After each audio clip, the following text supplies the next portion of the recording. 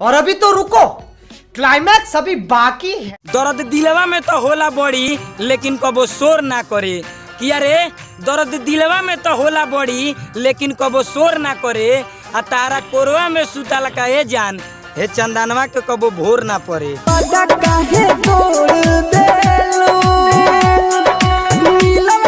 खइले बानी भूखाइल नइखी या तोहरे भरोसा ही जाइल नइखी। कि अरे खइले बानी भूखाइल नइखी आ तोहरे भरोसा ही जाइल नइखी। काहे तू ए चंदनवा के देख के ही दांत चियर दरू।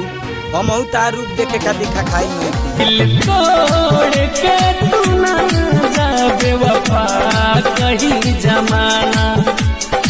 कहियो बसत रहलू ए जान तू हे चंदनवा के निगाह में। कि अरे कहियो बसत रहलू ए जान तू हे चंदनवा के निगाह में।